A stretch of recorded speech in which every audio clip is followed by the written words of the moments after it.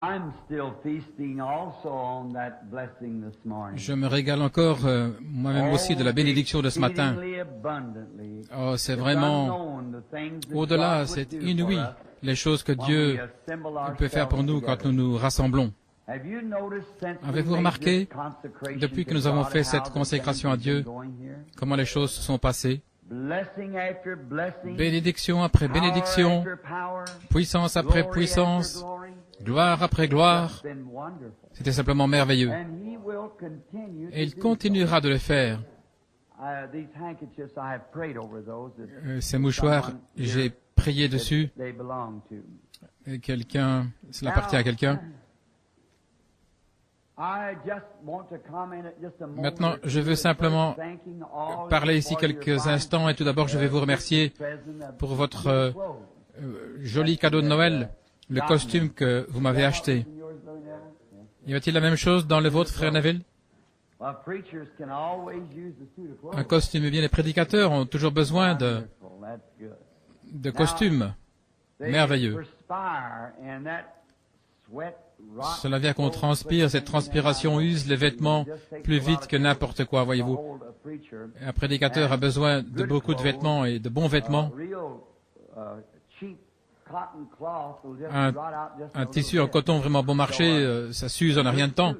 Donc un bon habit comme cela va pouvoir durer longtemps. Pensez-y. Vous soutenez et vous donnez ces vêtements aux serviteurs du Seigneur. Et que le Seigneur vous bénisse. Jésus a dit, tout ce que vous avez fait au plus petit d'entre mes frères, c'est à moi que vous l'avez fait. Ainsi, vous n'avez jamais acheté de costume pour deux serviteurs, mais vous avez acheté 2 costumes pour Jésus. Voilà ce qu'il a dit. C'est à moi que vous l'avez fait. Mais cette petite touche céleste ce matin, l'avez-vous remarqué? Aucun appel à l'autel, rien. Mais juste après le message, tandis que le rafraîchissement du Saint-Esprit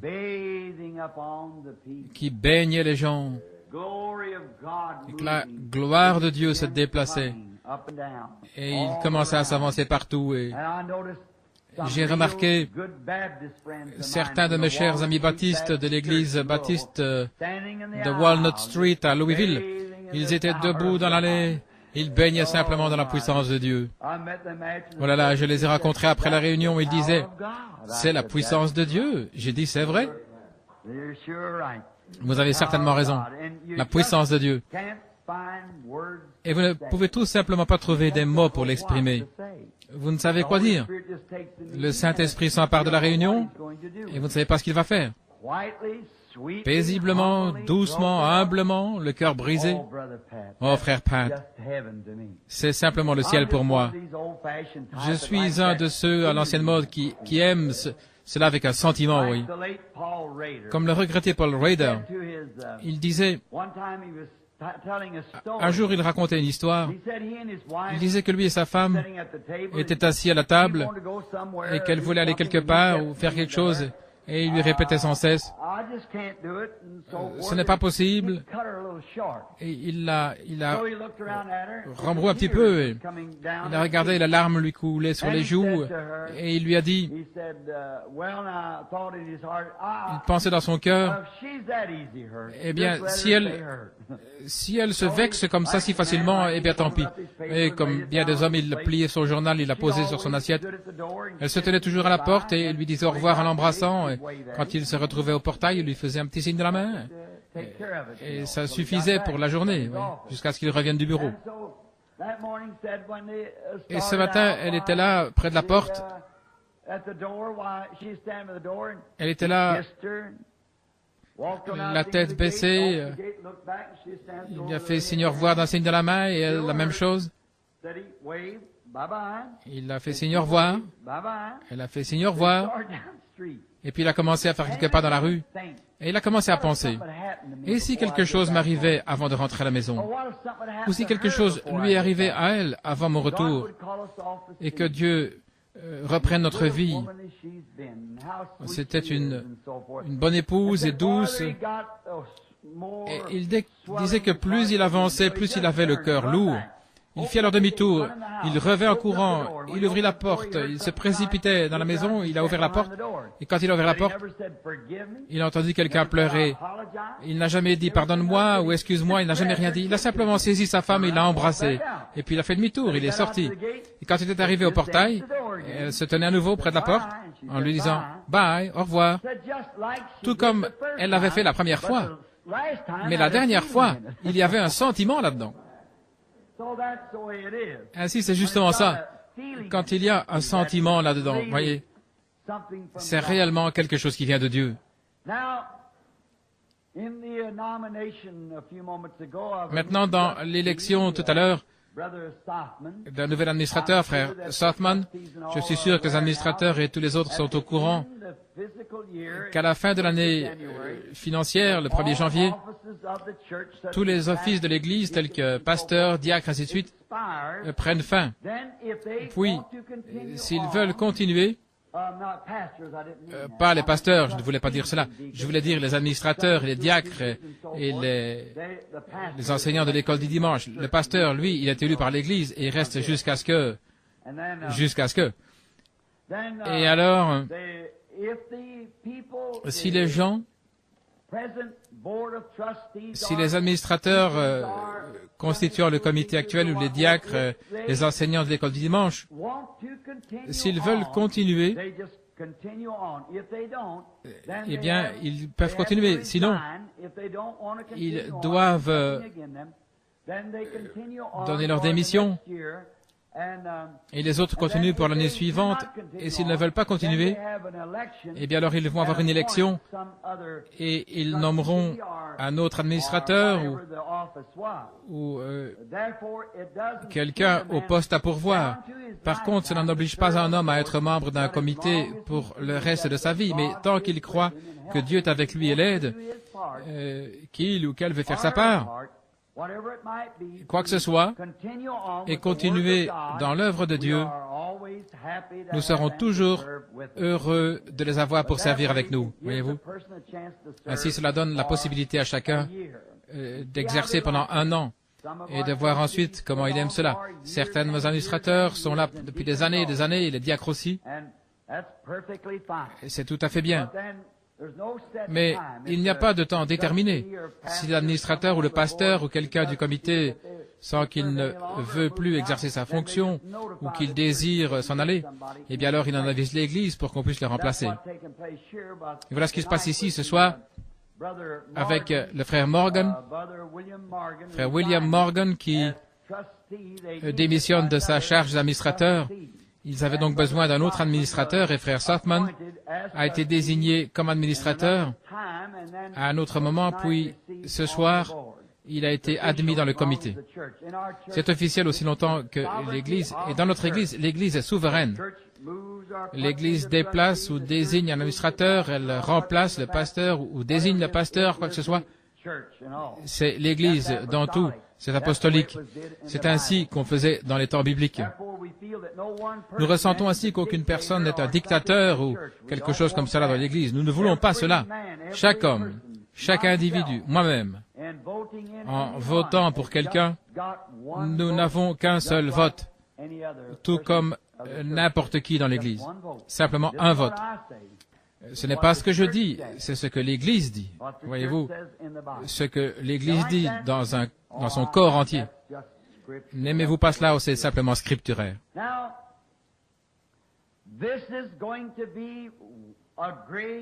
Maintenant, ceci va être une semaine importante pour moi.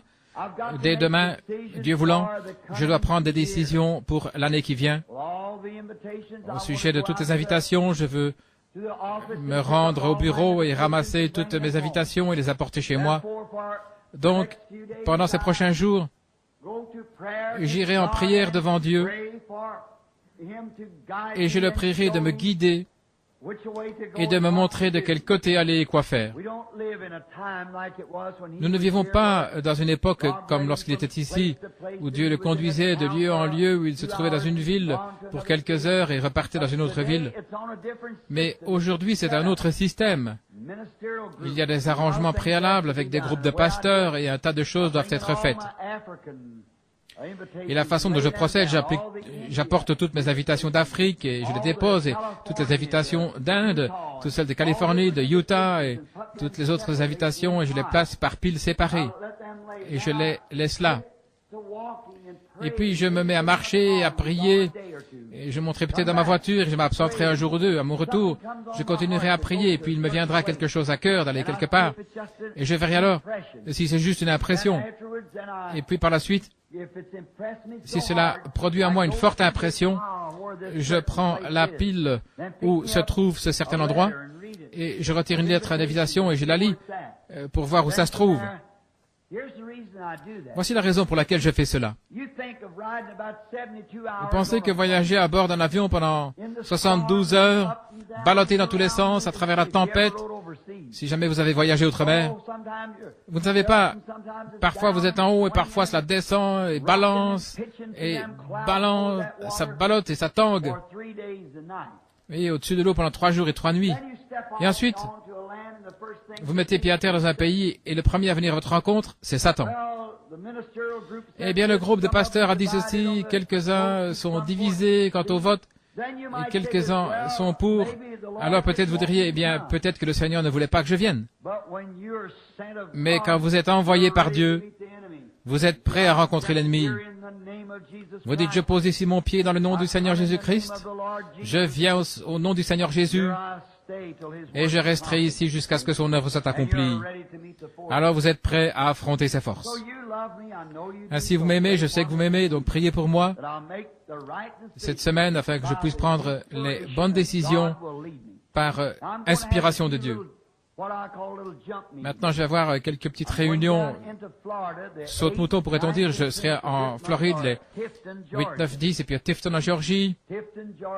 À Tifton en Géorgie, plutôt les 8, 9 et 10 janvier. Je voulais dire ce mois-ci. Puis je dois aller à Glasgow, au Kentucky, ou peut-être Somerset, Kentucky, et puis Campbellsville, Kentucky. Et frère Rogers désirait que je vienne un soir chez lui, et nous n'avions pas pu le faire l'autre fois. Maintenant, priez pour frère Rogers. Nous avons fraternisé aujourd'hui, et en le prenant par la main, je l'ai trouvé mal en point physiquement. Donc, priez pour frère Rogers, qui se trouve ici. Il en a pris beaucoup sur ses épaules là-bas, et cela l'a rendu nerveux. Il l'a affecté, en ce moment il ne se porte pas bien du tout. Et sa femme non plus. Donc, priez pour ce petit couple. Ce sont de braves enfants de Dieu. Et je lui ai dit, si le Seigneur le voulait, je lui accorderai un soir. Et frère Ruddle, l'une de nos petites églises sœurs ici sur la route 62, un petit garçon timide, venait ici, il ne pouvait même pas lever la tête. Et il est venu à la maison et je pense que les gens pensaient que c'était vraiment un casse-pied. Mais il y avait quelque chose au sujet de ce garçon qui semblait réel. Et j'ai continué de rester avec lui et de rester avec lui. Je disais, frère Ruddle, vous le pouvez. Il m'a dit, frère Branham, quand je me retrouve face à un auditoire, j'ai l'impression que mon cœur remonte dans ma gorge. Je suis incapable de dire un seul mot. J'ai dit, restez où vous êtes, ravalez-le et puis parlez au nom du Seigneur, voyez-vous. Et maintenant, il a un tabernacle de la dimension de celui-ci, là, sur la grande route. Et il se rend utile. Tenez bon. Ce garçon avait un appel de Dieu. Je connaissais son père et sa mère. Ce sont des gens très bien. Puis nous devrions avoir Johnny un soir là-bas à New Albany. Vous savez, quelques petites réunions là, histoire d'avoir un soir ici, un soir là-bas. Ensuite, si tout se passe comme prévu, vers le 25 janvier, je partirai pour Miami pour le Congrès international des hommes d'affaires du plein évangile et de là vers Kingston, en Haïti, pour descendre ensuite en Amérique du Sud et remonter par le Mexique et de là Afrique et puis Scandinavie, et ainsi de suite.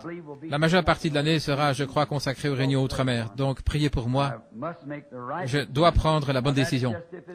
Maintenant, c'est seulement si c'est la volonté du Seigneur. Sinon, je suis prêt à aller n'importe où, à n'importe quel endroit. Ça n'a pas d'importance où c'est. Je veux y aller.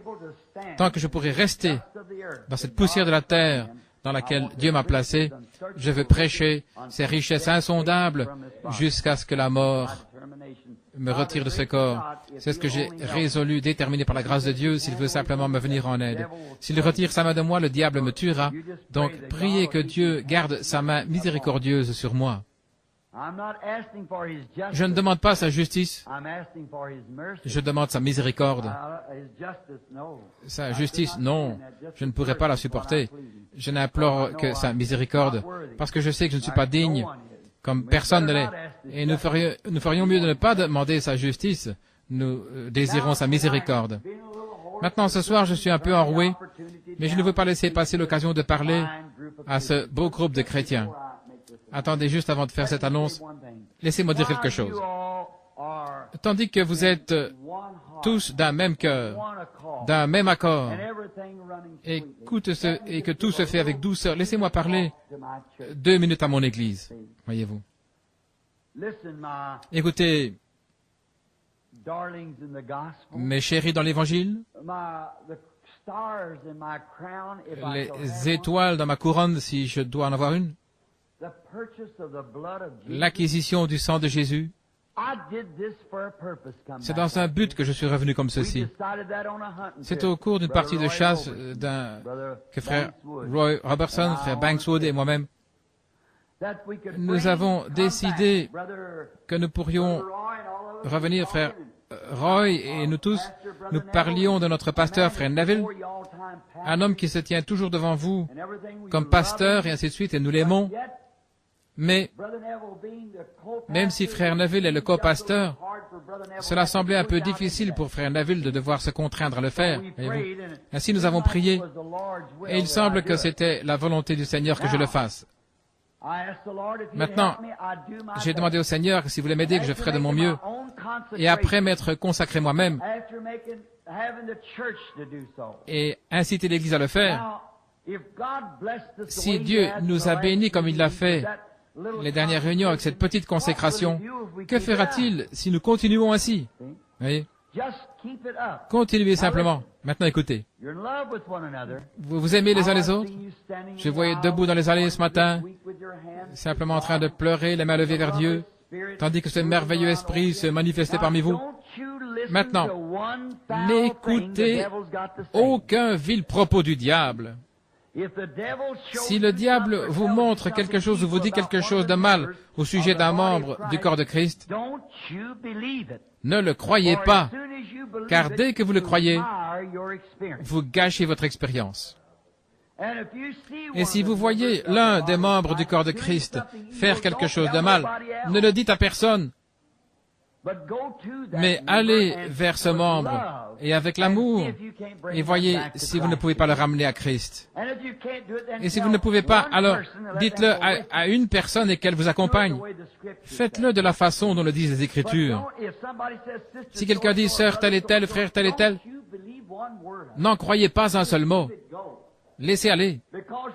Parce que souvenez-vous, c'est le diable qui essaye de vous détruire. Maintenant, attendez-vous à ce qu'il cherche à s'introduire, parce qu'il va le faire.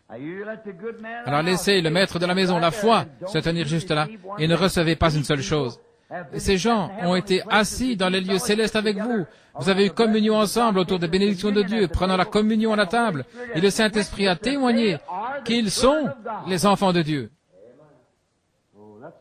Soyons donc pleins de douceur, bienveillant, indulgent et aimant, et si l'autre personne dit du mal de vous, dites quelque chose de gentil à son sujet. Regardez alors comme cela deviendra de plus en plus doux pour vous. Rendez toujours le bien pour le mal, l'amour pour la haine. Et simplement, est-ce que tu te sens mieux, ma chérie, la fillette là derrière? Tant mieux, je suis si reconnaissant. Elle était pliée en deux là, et le Seigneur maintenant l'a relevée et l'a présentée à l'Assemblée. Nous en sommes si reconnaissants. C'est pour cela que j'ai quitté la chair tout à l'heure. Ils disaient qu'ils avaient prié et prié, et ils ne parvenaient pas à atteindre le Seigneur. Maintenant, ne manquez pas de le faire. Prenez-en l'engagement envers Dieu en disant « Oh Dieu, par ta grâce, est-ce que je ferai ?» Peu importe si quelqu'un dit du mal, répondez par le bien. Ne pensez pas mal. Si en fait vous pensez du mal et vous le dites hypocritement, alors vous avez tort. Continuez simplement à vous consacrer à Dieu jusqu'à ce que vous ayez vraiment un bon sentiment vers cette personne. Voilà la manière de le faire. Et alors votre âme sera simplement inondée par la douceur des bénédictions de Dieu. C'est ainsi que vous vivrez victorieux. Alors rien ne pourra vous nuire, aussi longtemps que vous avez l'amour. Vous dites, si vous avez les langues, elles cesseront. Si vous avez la sagesse, elle disparaîtra. Les prophéties, elles prendront fin. Mais quand vous avez l'amour, il demeure à jamais. Et n'aimez pas seulement ceux qui vous aiment, mais aimez ceux qui ne vous aiment pas. Car il est facile pour moi d'aimer quelqu'un qui m'aime. Mais essayez d'aimer quelqu'un qui ne vous aime pas. C'est ainsi que vous pouvez tester pour voir si vous êtes chrétien ou pas. Lorsque quelqu'un ne vous aime pas et vous l'aimez malgré tout dans votre cœur. Maintenant, si vous ne faites pas cela, alors continuez à vous cramponner à Dieu. C'est là. Car je sais que c'est la vérité. Amen. Je sais que c'est la vérité. Maintenant, nous allons ouvrir la précieuse parole au livre des Hébreux, chapitre 11, juste pour un court message. Je suis encore un peu enroué, mais j'ai passé un merveilleux après-midi en compagnie des frères et sœurs, et je n'ai pu rentrer qu'un peu avant 6 heures. Et je suis entré en courant dans la chambre, à coucher, et je me suis agenouillé à côté du lit pour prier pendant quelques moments. Je me suis relevé, j'ai pris ma Bible, et je me suis mis à lire. Et puis j'ai vu un magazine qui se trouvait là. C'était écrit en afrikaans. Je ne pouvais pas le lire. Parfois en lisant, un mot va vous frapper. Et ce mot devient vivant pour vous. C'est ainsi qu'un ministre reçoit son message. Vous commencez à lire la Bible. Tout d'abord, quelque chose vous frappe. Et puis quelque chose s'ajoute à cela, quelque chose d'autre s'ajoute. Alors vous soulignez cela, et vous allez à la chair, et Dieu fera le reste. Il prendra soin du reste. Maintenant, parfois vous êtes tellement transporté avec des petites pensées, et alors vous les mettez par écrit. Et parfois dans une réunion, vous devez venir rapidement sur l'estrade. Vous relisez simplement ces petites pensées qui vous ont été... Peut-être que le Saint-Esprit va les vivifier à nouveau. J'ai fait ça bien des fois. Maintenant, dans Hébreux 11, lisons le premier verset pour commencer, et nous lirons quelques versets. Maintenant, la foi est une ferme assurance des choses qu'on espère, une démonstration de celles qu'on ne voit pas. Pour l'avoir possédé, les anciens ont obtenu un témoignage favorable. C'est par la foi que nous comprenons que le monde a été formé par la parole de Dieu, en sorte que ce qu'on voit n'a pas été fait de choses visibles. Est-ce que ce n'est pas riche? Laissez-moi relire ce verset 3. Écoutez attentivement. C'est par la foi que nous comprenons que le monde a été formé par la parole de Dieu, en sorte que ce qu'on voit n'a pas été fait de choses visibles, la parole de Dieu. C'est par la foi qu'Abel offrit à Dieu un sacrifice plus excellent que celui de Caïn. C'est par elle qu'il fut déclaré juste, Dieu témoignant de son don, et c'est par elle qu'il parle encore, quoique mort. C'est par la foi qu'Enoch fut enlevé pour qu'il ne voie point la mort, et on ne le trouva plus parce que Dieu l'avait enlevé. Car avant son enlèvement, il avait le témoignage d'avoir plu à Dieu. Pendant 500 ans. Mais sans la foi, il est impossible de lui plaire. Car celui qui vient à Dieu doit croire qu'il existe et qu'il est le rémunérateur de ceux qui le cherchent avec diligence. C'est par la foi que Noé est divinement averti des choses qu'on ne voyait pas encore. Et saisi d'une crainte respectueuse, construisit une arche pour sauver sa maison. C'est par elle qu'il a condamné le monde et devint héritier de la justice qui est par la foi. Maintenant, prions juste un moment, courbons la tête.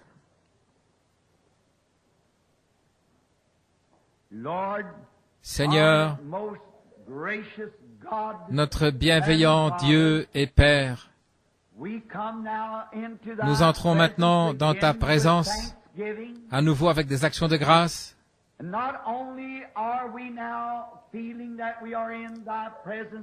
Et non seulement sentons-nous maintenant que nous sommes dans ta présence parce que nous avons incliné la tête pour prier, mais nous croyons que nous sommes constamment dans ta présence. Parce que les yeux de l'Éternel parcourent la terre. Et tu connais toutes choses. Et tu connais les pensées du cœur. C'est pourquoi, Seigneur, la raison pour laquelle nous inclinons la tête, c'est pour t'adresser cette requête, que tu pardonnes toutes nos offenses et transgressions contre toi, et que ta miséricorde, encore une fois, s'étende sur nous, au point que tu ouvres nos lèvres pour parler et nos oreilles pour entendre, et que ta parole devienne réelle pour nous ce soir. Que ces quelques versets que nous avons choisi de lire puissent être d'un grand secours pour chaque membre de ton corps mystique sur la terre, ton Église spirituelle, l'Église des premiers-nés, cette Église qui a été acquise par le sang de Jésus, qui a été lavée et sanctifiée et qui sera présentée à Dieu ce jour-là, sans tache ni ride. Combien nous te remercions que nous puissions avoir la foi pour croire que nous sommes participants de la bonté de Dieu par la justice et la miséricorde de notre Seigneur Jésus. Nous te prions maintenant de guérir toutes les maladies. Nous te remercions d'avoir touché cette petite fille. Il y a quelques moments, elle était couchée là dans la pièce, se tordant de douleur, et de la voir sortir avec cette petite foi d'enfant et t'accepter ainsi que ta miséricorde. Et nous t'en remercions et te prions de te souvenir de ce bien-aimé sœur Baker là-bas au Kentucky et de ceux dont frère Neville a parlé. Et ô Dieu, de ce camp innombrable de malades partout. Et spécialement, Seigneur, ceux qui ne sont pas sauvés et qui ne te connaissent pas, s'ils mourraient dans leurs péchés, ils ne pourraient pas venir là où tu es. Nous te prions de nous accorder le témoignage et la puissance, la hardiesse pour parler la parole et la sagesse pour savoir quand le faire. Et ensuite, parle-nous, Seigneur, quand nous aurons assez parlé, que nous puissions partir et laisser les gens dans l'étonnement, l'émerveillement du glorieux Saint-Esprit de son œuvre. Accorde-le, Seigneur. Exauce-nous maintenant, nous te prions dans le nom de Jésus, nous le demandons. Amen.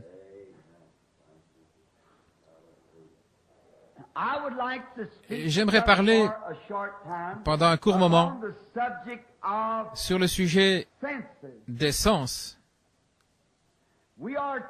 On nous enseigne que l'homme naturel possède 5 sens, et ces 5 sens contrôlent. Dieu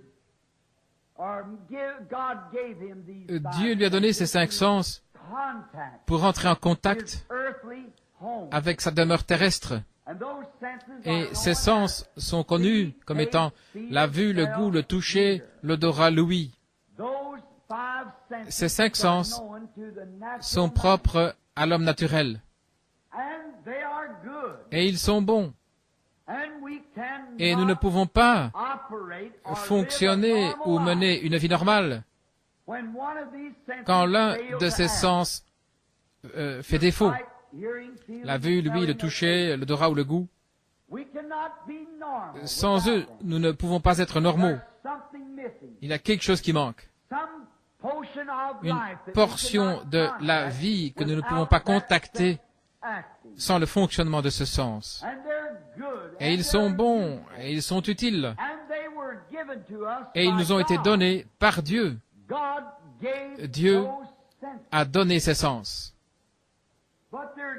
Mais ils vous sont donnés comme un don. Et cela dépend de la façon, ce à quoi vous soumettez vos sens, déterminera la façon dont votre vie sera dirigée. Cela dépendra de la façon dont vous soumettez vos 5 sens. Ce que vous voyez, ce que vous entendez, ce que vous goûtez, sentez ou touchez, ce à quoi ces sens sont soumis, vous dominera. Et nous sommes reconnaissants à Dieu de posséder les 5 sens. Mais, en aucune façon, ces 5 sens vous ont été donnés pour vous guider. Ils vous ont été donnés pour un contact terrestre. Mais il vous a été donné un 6e sens. Et ce 6e sens appartient seulement aux chrétiens. Et vous ne pouvez pas avoir ce 6e sens à moins de devenir chrétien. C'est le seul moyen pour vous d'avoir plus que les 5 sens naturels pour la personne naturelle. Mais le 6e sens, pour les chrétiens, est mieux connu sous le nom de la foi. C'est celui qui vous gouverne et vous guide, et il est supérieur à tous les autres sens. Il est supérieur à tous les autres sens, aux autres 5 sens. Maintenant, je ne dirais pas que parce que nous recevons ce 6e sens, que les 5 sens ne servent plus à rien. Bien sûr que oui. Ces 5 sens vous ont été donnés par Dieu, et ils doivent être utilisés. Mais, lorsque les 5 sens agissent contrairement à la parole de Dieu, alors ils mentent.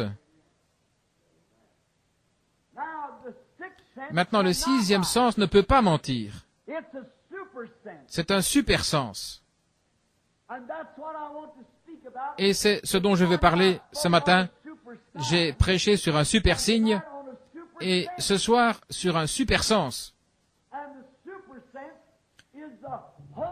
Et le super sens est le Saint-Esprit, la foi de Dieu qui habite en vous.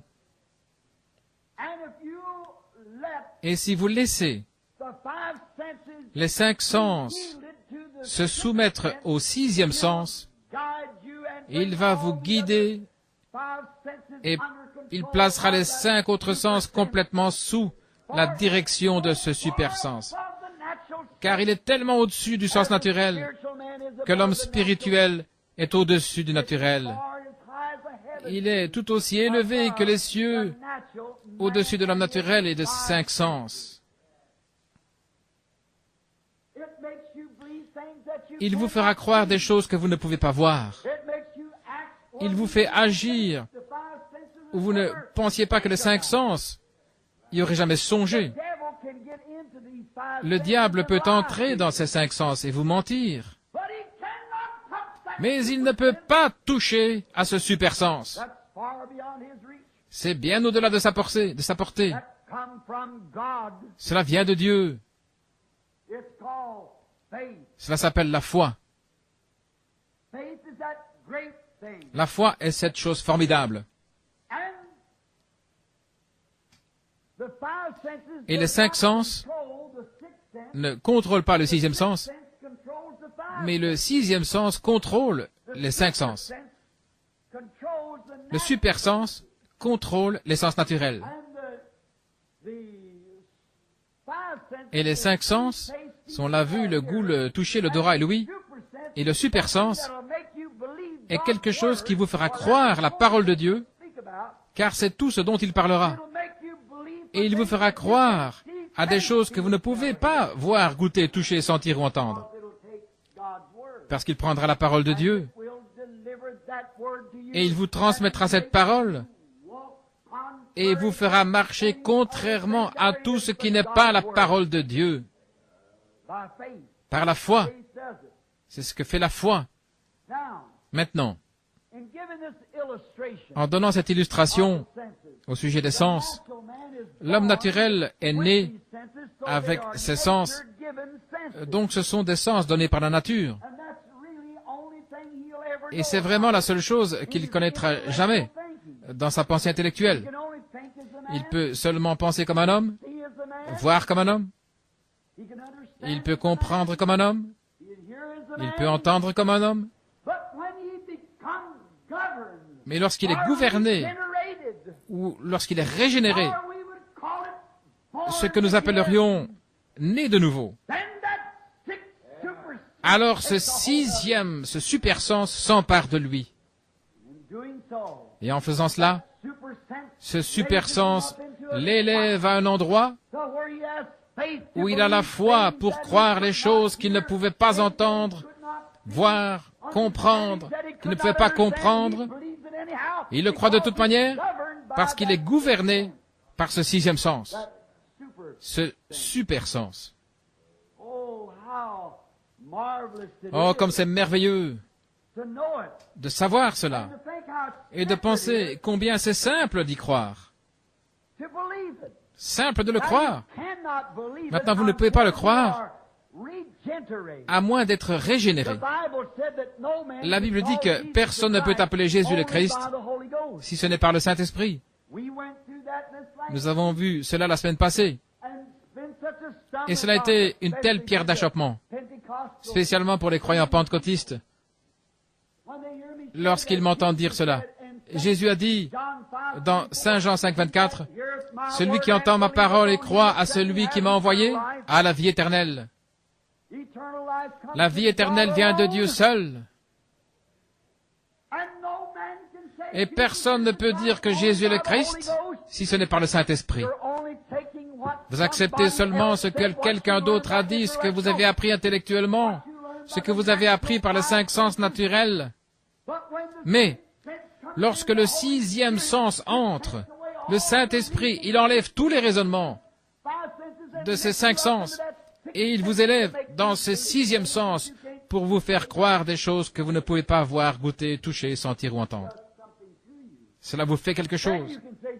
Alors vous pouvez dire que Jésus-Christ, que Jésus est le Christ parce que vous avez le témoignage, non pas ce que l'enseignement intellectuel vous enseigne, mais ce que vous avez expérimenté. Alors qu'est-ce qu'il est censé faire le sixième sens, frère Branham? Que vient faire le sixième sens? Le sixième sens vient pour cette raison. Le sixième sens est la foi, le super sens. Maintenant, si le sixième sens vient seulement pour cette raison, c'est pour faire que les cinq sens en vous nient tout ce qui est contraire à la parole de Dieu. C'est la raison d'être du sixième sens. Les Écritures parlent de renverser les raisonnements. Les cinq sens, vous pouvez raisonner en disant, mais pourquoi donc cet homme devrait-il... Mais le sixième sens ne voit pas cela du tout. Il est tellement supérieur à cela. Il est tellement plus élevé qu'il lui est totalement impossible de raisonner avec cela. Nous le croyons. C'est bien au-delà de tout ce que les cinq sens pourraient dire à ce sujet. Maintenant, nous nous préparons pour un service de guérison. Voyez, nous le croyons. Vous marchez par ce sixième sens. Vous parlez par ce sixième sens. Vous vivez par ce sixième sens. Vous mourrez par ce sixième sens et ressuscitez par ce sixième sens. Ce super sens. Quelque chose qui est en vous, qui est différent de ce qu'est l'homme naturel. L'homme naturel possède seulement ceux-ci, et ils sont très bien. S'ils peuvent être amenés à se soumettre au sixième sens. Si l'esprit naturel lit la parole de Dieu et dit, ceci est la parole de Dieu, il dit la vérité. Mais s'il la lit et dit, ce n'est pas toute la parole de Dieu, ou ça l'était, c'est quelque chose, ça l'était une fois, mais ça ne l'est plus maintenant. Alors ce sixième sens intervient et dit, il est le même hier, aujourd'hui et pour toujours. Voilà la différence. Voilà pourquoi il y a tant de gens qui ne sont pas guéris.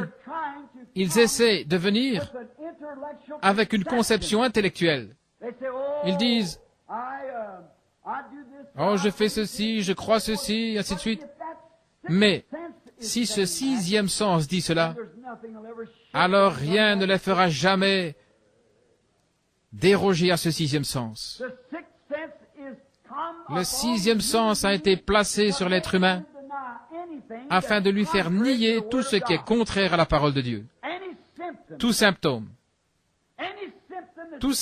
qui est contraire à la promesse de Dieu, le sixième sens dit qu'il n'existe pas. Si ce chrétien est de nouveau, et vous pouvez vous attendre à ce qu'un jour un incroyant, un incrédule s'approche du chrétien pour lui dire, maintenant, écoute bien, le Saint-Esprit, ça n'existe pas. Tu fais erreur. Vous êtes fou de croire une telle chose. Une telle chose n'existe pas. Ce sixième sens entre directement en action. Laissez-moi vous démontrer par la Bible que vous ne pouvez pas recevoir le Saint-Esprit. Et je peux vous montrer où les disciples l'ont reçu. Eh bien, vous répondez, le sixième sens attirera votre attention et dira, mais il a dit la promesse est pour vous et vos enfants. Eh bien, cela voulait dire leurs enfants à eux, ça ne voulait pas dire pour vous. Mais le sixième sens ne se laisse pas prendre à cela. Pourquoi? Il est déjà en vous. Ils l'ont dit trop tard. Vous l'avez déjà reçu. Les gens qui disent que le Saint-Esprit n'existe pas ne savent pas de quoi ils parlent. Comme ce garçon, une fois, qui pelait une pomme et qui fut interrogé par un inconverti qui critiquait une réunion. Il disait, « Que veux-tu? Que viens-tu faire ici? Je veux vous poser une question. » dit-il tout en mangeant et en savourant sa pomme. C'était quelqu'un de tout simple, qui avait l'air un peu délinquant avec ses cheveux et qui lui descendait sur la figure, et une dent de devant qui était avancée. Il était vêtu d'un vieux blouson sale. Il a dit, je veux juste vous poser une question. L'infidèle venait de dire, Dieu n'existe pas. Tout ça, ce sont des émotions. C'est de la baliverne. Voilà tout ce qu'il y a. Et le garçon dit, je vais vous poser une question, monsieur. Cette pomme, est-elle sucrée ou sûre? Eh bien, comment pourrais-je le savoir, dit-il. Eh bien, c'est juste ce que je pensais. Et puis il s'en est allé tout simplement. Comment le savez-vous alors que vous n'avez pas goûté le Seigneur? Comment savez-vous alors que vous n'avez jamais reçu le Saint-Esprit s'il est réel ou s'il ne l'est pas? Comment savez-vous où se trouve la foi et la puissance? Comment savez-vous qu'il n'y a pas de joie ineffable et glorieuse si vous n'y avez jamais goûté pour voir? Le sixième sens vous conduit à cela. Le sixième sens vous le déclare. Il n'y a pas la moindre puissance intellectuelle qui puisse vous l'apporter. Les puissances intellectuelles raisonneront et diront, eh bien c'est de la psychologie, c'est quelque chose comme ceci, c'est de l'émotion. Mais lorsque le sixième sens vient de l'intérieur, il nie toutes ces choses et amène une personne directement dans le sein de Dieu. Car il faut que celui qui s'approche de Dieu croit qu'il existe et qu'il est le rémunérateur de ceux qui le cherchent avec diligence. Par la foi, Abraham par la foi, Isaac par la foi, Jacob, tous par la foi. C'est le sixième sens qui accomplit cela. Le sixième sens nie tous les symptômes, tout ce qui est contraire à la parole de Dieu, tout sentiment, toute émotion. Quelqu'un dira, eh bien, on a prié pour moi, mais je ne me sens tout simplement pas mieux. Le sixième sens ne garderait jamais le silence là-dessus. Le sixième sens dira, c'est un mensonge. Je me sens mieux, je suis en voie de rétablissement. Dieu l'a dit, et ça règle la question. Amen. Dieu l'a dit. Le sixième sens se nourrit seulement de la parole de Dieu. Ce super sens. Il est super, il est au-dessus des autres sens. C'est un sens plus grand. C'est une foi, c'est une puissance qui remue et pousse à l'action. Amen. C'est quelque chose qui vous fait accomplir des choses que vous n'auriez jamais pensé accomplir. C'est le sixième sens, le super sens. On a prié pour vous. Disons que vous avez une main infirme et qu'on a prié pour vous. Vous avancez, vous croyez que Dieu va vous guérir. Le pasteur prie pour vous et puis vous retournez à votre place. Le vieil homme naturel dira, tu ne sens pas la moindre différence dans ta main. Tu ne vas pas mieux qu'avant. Mais le sixième sens s'approche et dit, c'est un mensonge. On a prié pour toi, cela règle la question. Amen. C'est comme cette femme qui une fois est venue à une réunion. Elle avait assisté à une réunion. Elles étaient plutôt deux, elles avaient traversé l'estrade, elles avaient vu le discernement. Ces femmes étaient plutôt maigres. Elles étaient toutes deux des vraies chrétiennes. L'une d'elles s'avança et l'Esprit vint et dit, « Vous souffrez d'un trouble de l'estomac. » Et son visage s'illumina et elle dit, « C'est vrai. » Et le Saint-Esprit dit à travers moi, « C'est un ulcère. Et cela provient d'un état de tension nerveuse. Vous avez été examiné par un certain médecin et il a dit qu'on devait vous opérer et faire l'ablation. » Elle a dit, chacune de ces paroles est la vérité. En voyant qu'elle était une si grande croyante, alors il dit, vous vous appelez madame telle et telle, vous venez de tel et tel endroit. Et elle a dit, c'est la vérité. Qu'est-ce que c'était? Le sixième sens qui saisissait cela. Le sixième sens et le Saint-Esprit se tenaient côte à côte. Le Saint-Esprit parlait et le sixième sens disait Amen. Eh bien voilà, quelque chose doit arriver. Lorsque Marthe courut à la rencontre de Jésus, et quand elle a dit Seigneur, observez le sixième sens. Si tu avais été ici, mon frère ne serait pas mort. Mais même maintenant, tout ce que tu demanderas à Dieu, Dieu te l'accordera. Voilà le sixième sens. Jésus se ressaisit et dit, je suis la résurrection et la vie. Celui qui croit en moi vivra quand même il serait mort. Et quiconque vit et croit en moi ne mourra jamais. Crois-tu cela? Que vas-tu dire, raisonnement? Il y a un homme étendu là, mort, et les vers sont en train de le ronger. Mais il venait juste de dire qu'il était la résurrection et la vie. C'est la parole de Dieu. Ce sixième sens, au-delà des soins du médecin, au-delà des pensées de la recherche scientifique, il défie tout, défie tous les raisonnements et les renverse. Pourquoi? Il rend témoignage à la parole de Dieu. Je suis, non pas je serai où j'étais, je suis maintenant, je suis la résurrection et la vie. Celui qui croit en moi vivra, quand même il serait mort. Et quiconque vit et croit en moi ne mourra jamais. Crois-tu cela? Oui, Seigneur. Le sixième sens. Je crois que tu es le Fils de Dieu qui devait venir dans le monde. Ton frère ressuscitera. Oh là là. Ils se rendirent au sépulcre. Et là, les deux réunis, quelque chose devait arriver. C'était un super sens avec Dieu qui se trouvait présent. Quelque chose devait avoir lieu. Le sens, le super sens était Dieu. Il y avait quelque chose qui le disait à Marthe. Elle l'avait vu, elle le connaissait. Elle le reconnaissait comme étant le Messie même. Et elle savait que si seulement elle pouvait joindre Jésus, si seulement elle pouvait arriver jusqu'à lui et lui présenter le cas et entendre une seule promesse de sa bouche, c'est tout ce qu'elle désirait. Quand il a dit « Je suis la résurrection de la vie », celui qui croit en moi, quand même il serait mort, c'est tout ce que Marthe voulait entendre. C'est tout ce qu'elle voulait, parce que le sixième sens, le super sens, sa foi, l'a poussé à le confesser, à le croire. Cette femme, lorsqu'elle quitta l'estrade, c'était ainsi dit le Seigneur. Rentre chez toi et mange. Jésus-Christ te guérit. Elle rentra chez elle.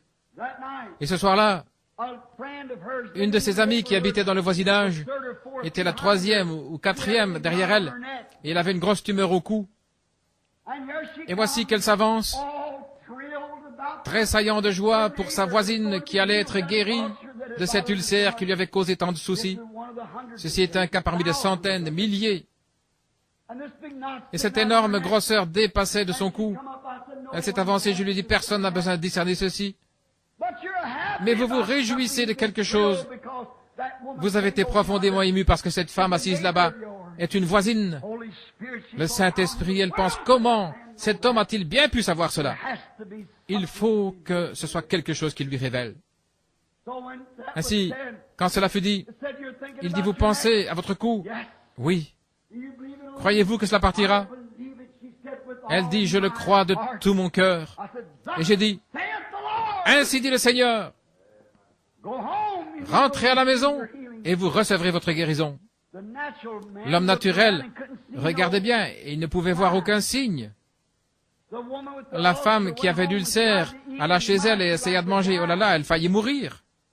Oh, l'âme naturelle, le sens naturel, la sensation, continuait à déclarer que l'ulcère était bien là. Aussi, au bout d'une ou 2 semaines, elle allait partout dans le voisinage, vers les siens et à l'église, en témoignant, « Le Seigneur m'a guéri. » Et il lui dit, « Est-ce que tu manges maintenant? » Non, pas vraiment tout ce que je veux, mais dit-elle, « Je suis déjà guérie, car par ses meurtrissures, je suis guérie. » Quoi qu'il en soit, elle était guérie de toute manière. Un matin, après le départ des enfants à l'école, elle eut très faim. Elle se tenait debout près de la fenêtre en lavant la vaisselle. Elle est venue à la réunion, à une autre réunion environ 1 année plus tard. Donc elle lavait la vaisselle. Et tout à coup, elle ressentit quelque chose d'étrange passer sur elle. Et elle pensa, qu'est-ce que c'était? C'est comme si j'avais voulu crier. Et son mari lui avait dit, « Chérie, cesse de parler de cette guérison, parce que, bien que c'était un chrétien, tu jettes l'opprobre sur la cause. Comment pouvez-vous jeter l'opprobre quand vous témoignez de sa parole? Vous jetez l'opprobre si vous ne témoignez pas d'elle. » Il dit, « Si tu as été guéri, tu as été guéri. » Elle a dit, « Cet homme s'est tenu là et m'a regardé dans les yeux. Et il m'a dit quelle était ma condition et les choses que j'avais faites, qui j'étais et d'où je venais. » Et elle dit, cela faisait à peine 15 minutes que j'étais dans le bâtiment lorsqu'il est venu sur l'estrade. Comment au monde cet homme aurait-il pu savoir cela? Je ne l'ai jamais vu de ma vie. Et il m'a dit, ainsi dit le Seigneur, vous êtes guéri. Et elle dit, je le croirai jusqu'à la mort. Elle dit, je le croirai de toute manière. Donc elle et la sœur qui habitait en dessous de chez elle, son amie, avaient promis à Dieu qu'elle garderait cette foi-là. Et ce matin-là, elle se sentit vraiment bizarre. Et en l'espace de quelques minutes, elle commença à avoir faim. Les enfants avaient laissé des flocons d'avoine dans une assiette, un petit plat. Et elle dit que l'avoine lui brûlait toujours l'estomac. Si quelqu'un a déjà un ulcère, vous savez ce que c'est.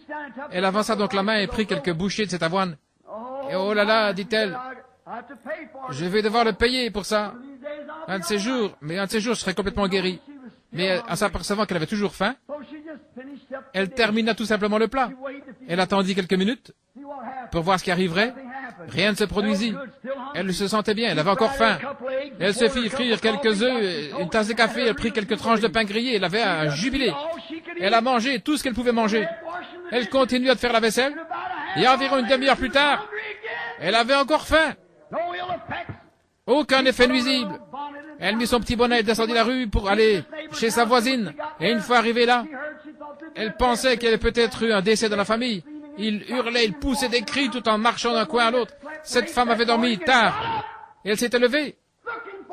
Elle avait cherché la tumeur qui était sur son cou. Et elle avait disparu pendant la nuit. Qu'était-ce? Dieu à l'œuvre. Ici au tabernacle Cadle, quand nous avons eu cette réunion et que l'on a prié pour ce jeune infirme, plusieurs d'entre vous étaient là pour le voir. Il avait ramené là dans la salle d'urgence. Billy me conduisit vers lui, il l'avait placé là, sur l'estrade, dans le bâtiment. Pendant 3 ou 4 soirs, il n'a pas eu de quart de prière, ils l'ont placé dans la salle d'urgence. J'étais prié pour lui. Il m'a dit, « Monsieur Branham, pouvez-vous me dire quelque chose de réconfortant ?» J'ai dit, « Oui, fiston. C'est la polio qui t'a rendu ainsi, c'est pas vrai? Et ton nom, c'est tel et tel, tu viens de tel endroit. » Il a dit, « C'est vrai. Et qu'en est-il de ma guérison? » J'ai dit, « Par ces meurtrissures, tu as été guéri. » Il est rentré chez lui, témoignant, donnant la gloire à Dieu, et prétendant qu'il a mené un tel opprobre dans son entourage. Un dimanche, plusieurs pasteurs entrèrent, vinrent s'asseoir près de lui et lui dirent, « Tu dois cesser de faire cela. Tu jettes l'opprobre sur la cause. Et le jeune homme assis là dit, Monsieur, si vous étiez assis à ma place, si vous étiez assis dans la chaise où je suis assis, vous n'essayeriez pas de me ravir le dernier espoir que j'ai en Christ. Il a dit, par ses meurtrissures, je suis guéri. Et à peine avait-il dit cela que les pieds paralysés, les mains, le corps, le dos, il avait à peine dit cela qu'il s'est levé de sa chaise et qu'il est parti en glorifiant Dieu. Quoi? Ses sens naturels disaient qu'il allait rester assis là. Le médecin disait qu'il y resterait pour toujours, tant qu'il vivrait. Mais le sixième sens disait, par ses meurtrissures, je suis guéri. Et il ne voulait rien avoir à faire. C'est cela, rejeter tout ce qui est contraire à ce que Dieu a dit. Voilà la raison d'être du sixième sens. Le vieux John Ryan, pas R-Y-A-N, mais R-H-Y-N, c'est ce mendiant aveugle de Fort Wayne. Nous étions allés là ce jour-là, et on avait prié pour lui dans la réunion. C'était la veille du soir où le piano avait joué « Le grand médecin est proche maintenant sans qu'il y ait quelqu'un au piano ». Et alors qu'il était aveugle, il était de foi catholique, il s'est arrêté dans la ligne. Je l'ai regardé et je lui ai dit, « Vous vous appelez tel et tel John Ryan? »« Oui. »« Vous êtes un mendiant là au coin, ça fait des années que vous êtes aveugle? »« Oui, c'est vrai. Vous êtes de foi catholique, c'est juste. » J'ai dit, « Ainsi dit le Seigneur, vous recevez votre guérison. » Il a dit, « Monsieur, merci monsieur. » J'ai dit, « Remerciez le Seigneur. » Il dit, « Mais je ne vois pas. » Il dit, « Ça n'a rien à voir. Vous êtes guéri. » Et il est parti tout bonnement, et on l'aida à descendre de l'estrade. L'homme naturel ne pouvait rien voir. Il ne pouvait pas voir le moindre résultat. Eh bien, dirent-ils, il est tout aussi aveugle qu'avant. Deux de ses amis le ramenèrent et le placèrent dans la ligne de prière à nouveau, et ils le firent repasser. Et Howard le laissa passer. Quand il est revenu, il lui a dit, « Monsieur, vous m'aviez dit que j'étais guéri. » Et j'ai répondu, « Vous m'avez dit que vous me croyez. » Il dit, « Certainement je vous crois. Je n'ai aucune raison de ne pas vous croire. » Il dit, « Mais vous m'avez dit tout ce qui a trait à ma vie. » Il ajouta, « Je ne sais pas quoi faire. Et il y a une femme là derrière qui témoigne qu'elle avait un goitre il y a quelques instants et qu'il a disparu. » J'ai dit, « Alors si vous me croyez, pourquoi me questionnez-vous? Je suis en train de vous citer la parole de Dieu. » Il dit, « Que dois-je faire, monsieur ?» Sachant qu'il était catholique et qu'il devait avoir quelque chose de physique sur quoi s'appuyer, je dis, « Continuez simplement à témoigner par ses meurtrissures, je suis guéri, et donnez-lui la gloire. » Le vieil homme, pendant les 2 ou 3 semaines qui suivirent, se tenait au coin de la rue. Il vendait des journaux en criant à tue-tête, « Édition spéciale, louez le Seigneur, je suis guéri, édition spéciale, je suis guéri. » Quand il est revenu à la réunion le soir suivant, je pouvais à peine prêcher à cause de lui. Il se levait, il criait, « Tout le monde, taisez-vous! Louez le Seigneur pour m'avoir guéri, louez le Seigneur pour m'avoir guéri. » En tant que catholique, il ne savait pas comment s'emparer de la foi, mais il savait que s'il continuait à le dire, qu'il continuait, finalement, ce 6e sens se mettrait à l'œuvre. C'est juste. Gloire à Dieu pour m'avoir guéri. Il se tenait là sur le coin de la rue en criant, « Loué soit le Seigneur, édition spéciale, loué soit le Seigneur pour m'avoir guéri. » Alors qu'il descendait la rue, quelqu'un s'approchait de lui en disant, « Comment vas-tu, John? » Eh bien, gloire à Dieu, il m'a guéri, je vais bien. Et il riait, il se moquait de lui. Et un autre petit vendeur de journaux le conduisit chez le coiffeur pour un rasage, environ 2 ou 3 semaines après la réunion. Et le coiffeur le fit donc asseoir sur le fauteuil, et puis il savonna son visage et lui dit, « John, il paraît qu'un petit malin là, il paraît que tu es allé voir le guérisseur divin qui est venu ici. » Il dit, « Oui, j'y suis allé. » Il dit, « Il paraît que tu as été guéri, juste pour se moquer de lui. » Et le vieil homme dit, « Oui, loué soit le Seigneur, il m'a guéri. » Et ses yeux s'ouvrirent.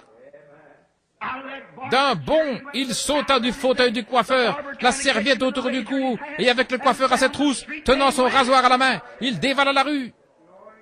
Pourquoi? La parole de Dieu s'était mise à l'œuvre. La petite Georgie Carter qui était couchée là-bas et que vous connaissez tous, certains ici la connaissent de près. Elle était alitée depuis 9 ans et 8 mois.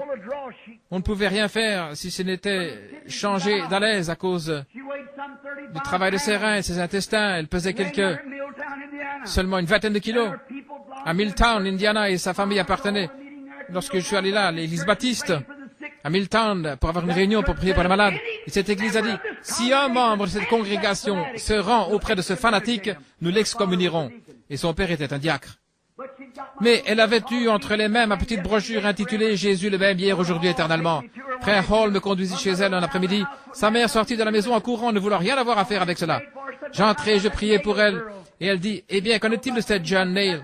Elle était au courant de la vision. Je dis, c'était une vision, sœur, je peux seulement prier, ayez la foi. Cette pauvre petite avait reçu un enseignement contraire à cela. Quelques jours plus tard, j'étais dans les environs en train de baptiser. Elle était là en train de pleurer. Elle avait promis qu'elle viendrait se faire rebaptiser dans le nom de Jésus-Christ, si seulement Dieu voulait bien la guérir. Elle était là. Ses pauvres petites jambes avaient à peu près la grosseur d'un manche à balai. On pouvait même pas la mettre sur son bassin hygiénique. Sa mère, qui n'était pourtant qu'une jeune femme, était assise là, tête paralysée, toute grisonnante, à force de regarder sa fille, couchée là, mourir à petit feu.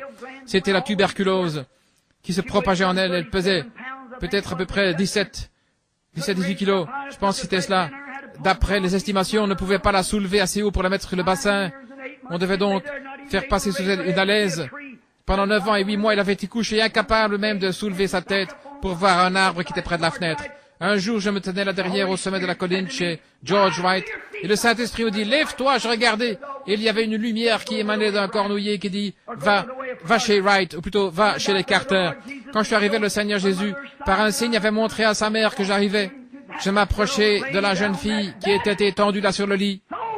Si faible qu'elle ne pouvait même pas tenir le crachoir, sa mère devait le tenir pour qu'elle fasse, essayant de cracher dans le crachoir avec la tuberculose. Et je dis, Sœur Georgie, Jésus-Christ, le Fils de Dieu, m'a rencontré dans la nature il y a environ une demi-heure. Il m'a dit de venir ici pour imposer la main sur toi. Ainsi dit le Seigneur, lève-toi.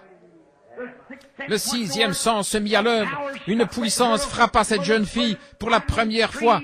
En 9 ans et 8 mois, elle n'avait pas pu se tenir debout. Elle bondit alors sur ses pieds, courut dans le jardin tout en bénissant les arbres, le gazon et tout le reste. Et puis elle rentra, elle s'assit au piano et se mit à jouer. Il y a une fontaine remplie de sang sortie des veines d'Emmanuel. Oh là là, les raisonnements auraient renversé, ça lui est impossible. Je ne sais pas maintenant, je ne saurai jamais. C'est seulement la puissance de Dieu qui la soutenait. Ses jambes n'étaient pas plus grosses que cela, à hauteur des articulations. C'était comme des allumettes. Ça fait environ 12-14 ans. Et aujourd'hui, elle est forte et en bonne santé, vivant pour le Seigneur Jésus. Qu'est-ce que c'était? La première fois, rien n'avait semblé se produire, et les raisonnements auraient dit que cela ne pouvait pas arriver.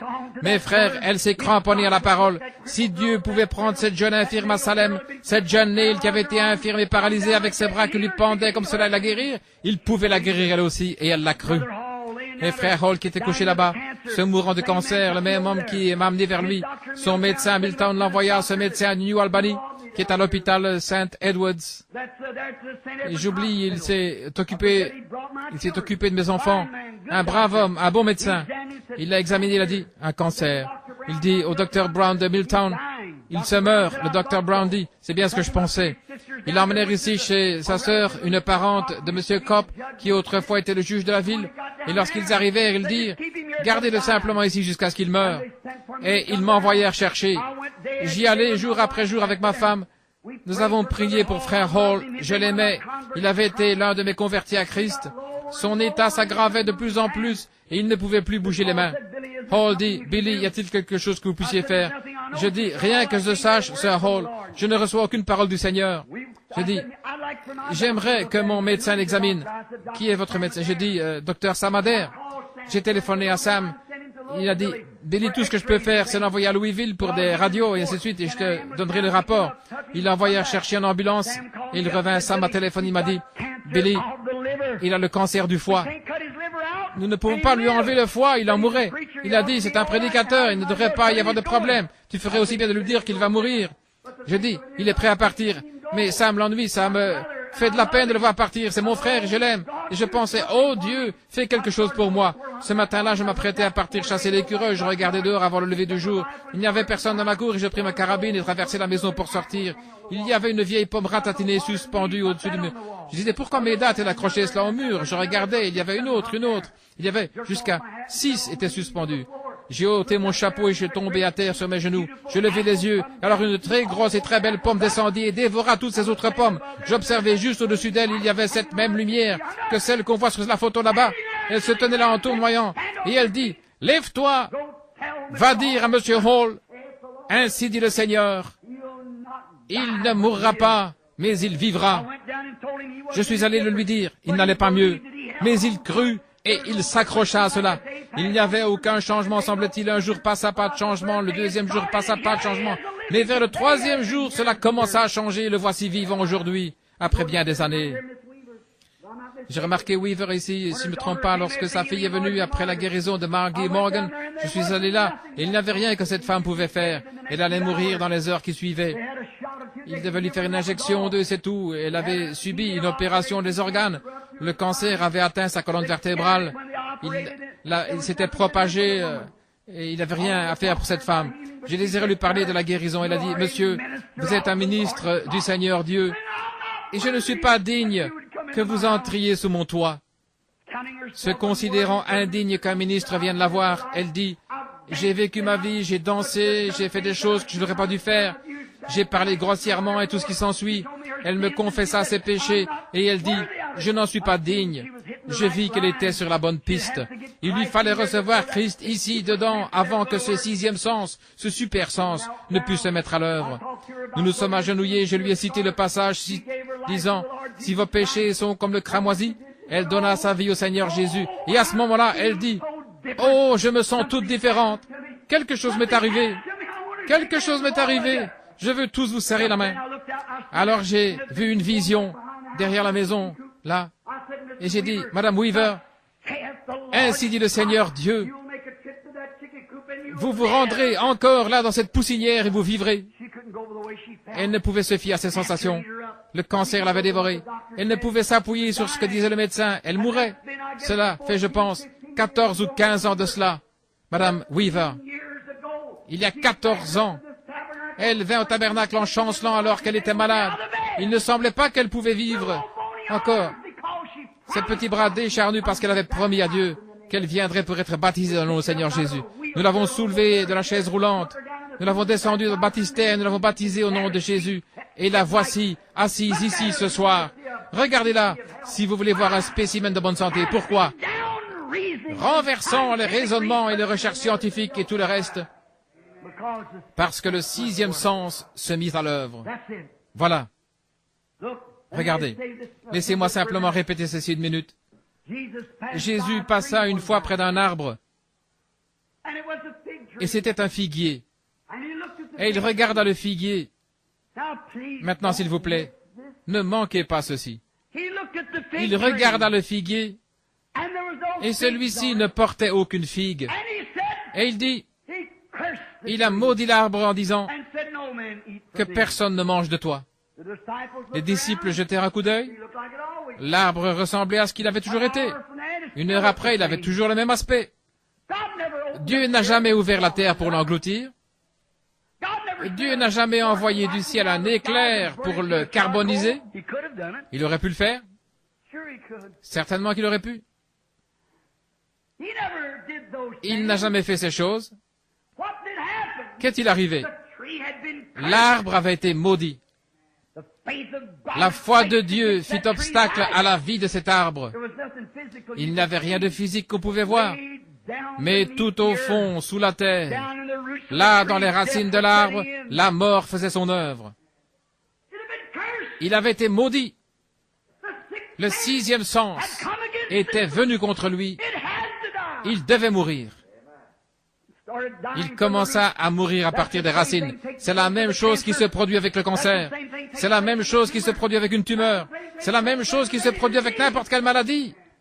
Lorsque ce sixième sens de puissance du Seigneur Dieu s'élève contre cela, il dit, Satan sort de là.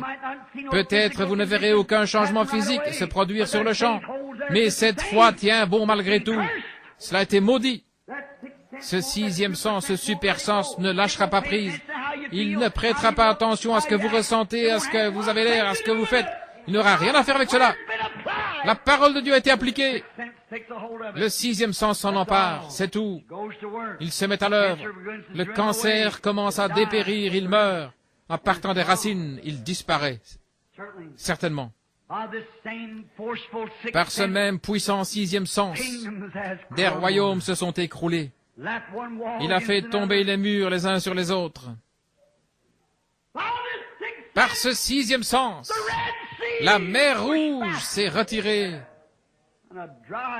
et une terre sèche fraya un chemin pour les enfants de Dieu pour s'échapper. Par ce même sixième sens, Samson défia 1 000 de Philistins armés d'armures et de lances. Il n'avait aucun moyen de se défendre si ce n'est avec la mâchoire d'une mule. Ce sixième sens se mit à l'œuvre et il terrassa 1 000 de Philistins. Alléluia. Par ce sixième sens, des morts furent ressuscités. Par ce sixième sens, de puissants miracles furent accomplis. Ce super sens, appelé le sixième sens, est la force la plus puissante qui ait jamais atteint la terre. Ça n'a rien à voir avec ceci. Avec ceci ici. Si c'est d'accord, vous allez de l'avant, mais peu importe ce que ceci fait, croyez cela. Voilà où se trouve la puissance. Si vous croyez dans votre cœur, votre cinquième sens, celui de la pensée, se trouve dans votre cerveau. Mais votre sixième sens se trouve dans votre cœur. Vous croyez avec votre cœur. Vous confessez de la bouche. Vous croyez de votre cœur. Oui, monsieur. Ce sixième sens, cette force puissante, écoutez. À cause de ce sixième sens, un prophète fut jeté dans une fosse aux lions. Et à cause de ce sixième sens, les lions n'ont pas pu manger Daniel. Ils ne pouvaient pas s'approcher de lui à cause de ce sixième sens, ce super sens. Par ce même sixième sens, 3 enfants hébreux furent jetés dans une fournaise ardente et ils ont défié les flammes de la fournaise. Ce sixième sens. Tous les raisonnements prouvaient qu'ils seraient brûlés vifs avant d'y arriver. Mais ce sixième sens les garda là 2 ou 3 heures. Et lorsqu'ils ouvrirent la fournaise, ils en virent un qui se tenait au milieu d'eux, semblable au Fils de Dieu. C'est le sixième sens. Les flammes ne le brûlaient pas. Oui, monsieur. C'était ce même sixième sens une fois lorsque l'apôtre Pierre était couché en prison et qu'on allait le décapiter le lendemain. Et là-bas, chez Jean-Marc, ils avaient une réunion de prière. Ce sixième sens commença à s'accumuler autour de cette prison où il avait été entouré de prières. Ce sixième sens se mit à l'œuvre. La colonne de feu vint à la fenêtre, toucha Pierre en lui disant « Allez, sors d'ici !» Le sixième sens. C'était ce sixième sens qui empêcha Paul de se noyer dans cette mer violente quand le petit bateau était plein d'eau. C'était ce sixième sens qui l'empêcha de se noyer, ce super sens. C'était ce sixième sens qui fit que lorsque le serpent lui mordit la main, il le secoua dans le feu. Ce fut ce sixième sens qui fit cela. C'était ce sixième sens qui ressuscita Jésus-Christ d'entre les morts, après qu'il était en terre, parce qu'il croyait la parole de Dieu. Il dit, détruisez ce corps et je le ressusciterai le 3e jour. Car David a dit, je ne permettrai pas que mon sein va à la corruption et je n'abandonnerai pas son âme dans le séjour des morts. C'était ce super sens. Renversez les raisonnements de ces sens. Croyez ce super sens. Le sens de la foi que donne Jésus-Christ. Par ce même sens, Dieu parla lorsqu'il n'y avait rien. Quel est ce sens? Ce super sens est Dieu. La foi de Dieu en vous. La partie de Dieu qui entre en vous et vous donne le super sens. Par ce même super sens, Dieu a formé le monde avec des choses qui n'étaient pas et qui n'étaient pas visibles. Il prononça sa parole et crut sa parole. Et un monde naquit à l'existence. Gloire! le sixième sens, le super sens. Oh Dieu, déverse-le sur moi, donne-le-moi, ainsi qu'à tous ceux qui en ont besoin. Déverse ton sixième sens en moi, Seigneur. Je suis prêt à abandonner ces cinq sens, ma propre connaissance, mes pensées, renversant tous les raisonnements, Seigneur, que ta parole soit vraie et toute parole d'homme un mensonge, que toute parole soit, tout doute soit rejeté et laisse-moi marcher par ce super sens, le sens du Saint-Esprit. Ne voulez-vous pas cela? C'est la chose que nous voulons. Que Dieu vous bénisse, les amis. Voilà ce dont vous avez besoin. Ce super sens réclamera quelque chose. Et il sait qu'il le donnera. Il est persuadé, car il faut que celui qui s'approche de Dieu croie qu'il existe et qu'il est le rémunérateur de ceux qui le cherchent avec diligence. Si le sixième sens dit, Dieu garde sa parole, je me donne à lui, je lui abandonne tout ce que j'ai, mon sens dit que ceci le fera s'accomplir ma foi dans la parole de Dieu, puis appeler toute chose qui lui est contraire comme si elle n'était pas. Abraham rencontra Dieu et Dieu dit, tu vas avoir un bébé de Sarah, lui âgé de 75 ans et elle 65 ans. Abraham appela tout ce qui n'était pas, tout ce qui est contraire comme si cela n'était pas. Il marcha comme s'il avait vu Dieu et il crut. Il appelait tout ce qui disait qu'il n'allait pas l'avoir, tout raisonnement, toute autre chose. Le docteur peut avoir dit, allons Abraham, tu es trop vieux pour avoir cet enfant. Ça fait aucune différence ce que le docteur disait, ce que son propre esprit disait, ou quoi que ce soit. Dieu avait raison, il restait avec cela. C'est le sixième sens, le super sens. Oh Dieu, donne-le-moi. Seigneur, laisse-moi en avoir plus pour subvenir aux besoins de son peuple. C'est ma prière. Ce matin, quand cette maman a amené le petit bébé rouquin qui s'était là, les larmes coulant de ses joues, j'ai dit, « Qu'est-ce qui se passe, sœur ?» Elle a répondu, « Frère Branham, il a la leucémie. » J'ai senti quelque chose s'élever. Oh, il est un secours qui ne manque jamais au temps de la détresse. Il n'y a pas longtemps, Billy et moi étions en voiture. Des garçons de couleur qui roulaient très vite avaient heurté une voiture sur le côté et fait plusieurs têtes à queue, projetant certains d'entre eux sur le pavé. Un jeune homme resta coincé sous la voiture, son dos bloqué. Les autres garçons sautèrent de la voiture et commencèrent à la soulever. Ils disaient, « Oh, s'il vous plaît, ne faites pas cela, mon dos est brisé. Vous allez me tuer, ne faites pas cela. » Ils disaient, « Oh, nous devons te dégager. Elle est en train de prendre feu. » Il dit, « Ne la remuez pas, vous êtes en train de m'écraser. Vous allez me faire mourir, ne faites pas cela. » Je lui ai crié, « Mon garçon, es-tu chrétien ?» Il dit, « Non, monsieur. »« Tu ferais mieux de prier. » Il a dit, « Oui, monsieur. » Le sixième sens se mit à l'œuvre. Je fis quelques pas en passant derrière la voiture, et je ne saurais jamais ce qui est arrivé avant le jour du jugement, mais tout à coup, la voiture s'est redressée et il fut libéré. Il s'est relevé d'un bond sain et sauf. Qu'est-ce que c'était? Un secours qui ne manque jamais dans la détresse. Un jour, une jeune femme de couleur conduisait sa voiture, une nouvelle Plymouth qui avait environ 650 km au compteur. Elle avait roulé à vive allure, j'ai vu la voiture, son vilebrequin, s'en est allé emboutir l'arbre. Bill et moi nous sommes arrêtés. La chaussée devant nous avait été enneigée et glissante, mais à ce moment-là, elle était sèche, la jeune femme. Le vent soufflait si fort, là-bas au Minnesota, qu'elle avait emporté la voiture. Tu te souviens, Billy? Je descendis en courant vers elle. Alors qu'elle était assise là, elle disait, « Je suis en train de mourir, je suis en train de mourir. » Ils appelèrent l'ambulance. L'ambulance est arrivée et un homme gisait, mort à l'arrière de l'ambulance. L'ambulancier dit, « Je ne peux pas la prendre. » Et le fermier dit alors, « Eh bien, envoyez vite quelqu'un d'autre. Cette femme est en train de mourir. » Je fis quelques pas et j'ai dit, « Madame, une minute. » Elle disait, « Ne me touchez pas, monsieur, ne me touchez pas, mon dos. » J'ai dit, « Madame, êtes-vous chrétienne? » Elle m'a regardé et j'ai dit, « Je suis un ministre de l'Évangile. Si vous êtes mourante, où en êtes-vous avec Dieu? » Elle dit, « Monsieur, je veux le devenir tout de suite. » Et le sixième sens se mit à l'œuvre. La puissance de Dieu descendit. Elle put sortir de la voiture sans le secours de personne. La puissance de Dieu étant présente, ce secours qui ne manque jamais dans la détresse. Nous marchons par la foi, nous vivons par la foi. Le juste vivra par la foi. Nous devons vivre de cette manière. Combien aimerait avoir davantage de ce sixième super sens? Courbons la tête alors que nous prions. Précieux Seigneur, notre Dieu et Père, Tu es si bon pour nous. Tu nous donnes 5 sens pour vivre et marcher sur cette terre, ou pour toucher cette terre. Nous pouvons sentir les choses qui doivent être senties avec nos mains, des choses tangibles. Tu nous donnes l'ouïe pour que nous entendions.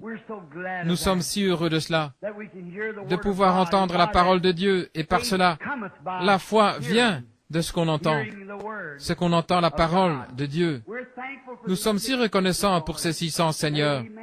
Puissions-nous les conserver tous les jours de notre vie, mais puisse ce super sens, puisse le sens de la foi qui appartient aux croyants, parce qu'il doit l'avoir afin de croire.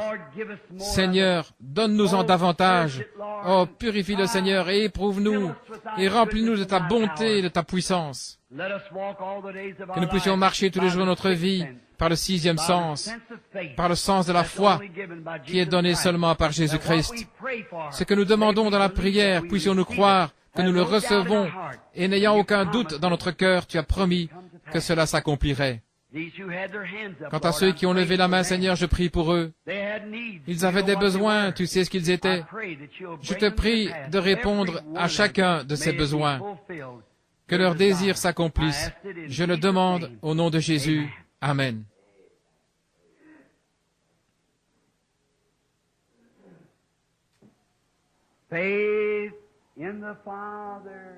Foi dans le Père, foi dans le Fils,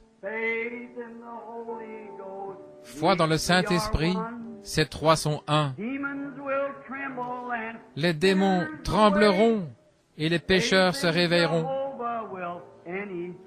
La foi en Yahvé ébranlera toutes choses. L'avez-vous jamais entendu auparavant? Maintenant, sans musique, juste un moment. La foi dans le Père, la foi dans le Fils, la foi dans le Saint-Esprit, ces 3 sont un. Les démons trembleront et les pécheurs se réveilleront. La foi en Yahvé ébranlera toutes choses. C'est juste. Oh là là. Précieuse foi, précieuse, glorieuse foi. Ô Dieu, donne-moi la foi, par la foi Abraham, par la foi Isaac, par la foi Abel, offrit à Dieu un sacrifice plus excellent que celui de Caïn. Quoique mort, il témoigne encore. Oh, combien nous avons besoin de la foi. Je l'aime. Je désire plus de foi. Mon désir dans cette vie et la nouvelle année qui vient, c'est plus de foi en Dieu. Oh Dieu, enlève tout doute de mon esprit.